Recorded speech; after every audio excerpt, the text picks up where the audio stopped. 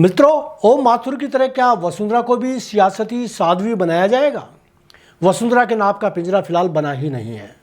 Bharatiya Janata party की राजनीति के पुरोधा ओम माथुर को सिक्किम का राज्यपाल बनाकर दिल्ली के धुरंधरों ने क्या वाकई उनके योगदान को सम्मान दिया है? सियासत की लंबी पारी खेलने वाले अनुभवी खिलाड़ी के लिए क्या यह उचित था? सक्रिय राजनीति से संन्यास आश्रम तक पहुंचाने की क्या यह परंपरा सुनियोजित नहीं? क्या कांटों को रास्ते से हटाने के लिए कोई चाल तो नहीं है?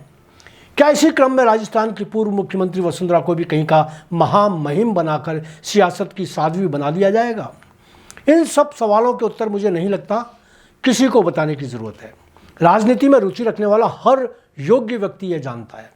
दिल्ली के जुड़वा भाई लंबी और ऊंची उड़ान भरने वाले पंछियों के पर राजपाल बनाकर ही कतरते हैं। मजेदार बात यह है कि मजबूत से मजबूत राजनेता पीतल के खूबसूरत पिंजरे को सोने का समझ लेते हैं, उसमें कैद होने को अपना सौभाग्य समझने लगते हैं। ओम माथुर, जिनका सियासती कद जुड़वा भाइयों से किसी हाल में कम नहीं, उनको जिस तरह एक छोटी सी सल्तनत का राज्यपाल बनाकर मूल धारा से हटा दिया गया, इसे कोई कुछ भी माने, मैं तो उनकी सियासती नसबंदी मानता हूँ। पूर्व मुख्यमंत्री वसुंधरा ने उनके सम्मान में आयोजित समारोह में राज्यपाल की महिमा चालीसा जिस अंदाज में पढ़ी और शातिर लोगों ने उसे अलग अंदाज में लिया। कहा जा रहा है कि अब वसुंधरा राज्यपाल बनने की मानसिकता में आ चुकी हैं।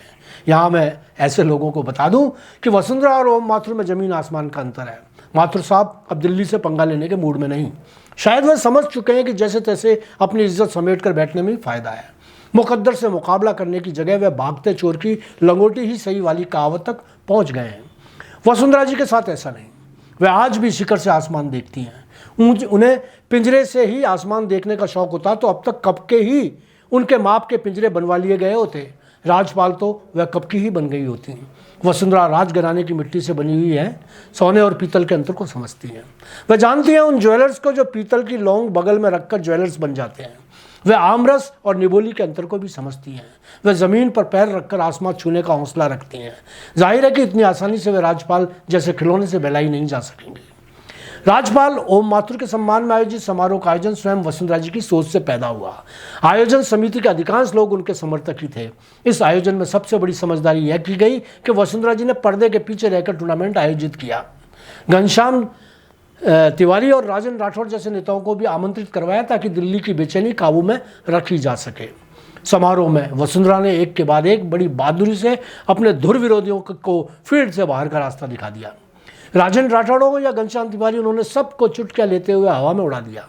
आम का रस निचोड़ा तो घनश्याम तिवारी की जुबान पर निबोली का स्वाद चस्पा हो गया। मित्रों, वसुंधरा राजे भले ही फिर से मुख्यमंत्री न बन पाए या उन्हें नहीं बनने दिया जाए, मगर वह कभी किसी राज्य का राज्यपाल तो कम से कम नहीं बनेंगी। मेहरबानियों पर जीवित रहना उनके स्वभाव में नहीं, उनका खून में राजसी ठसका है।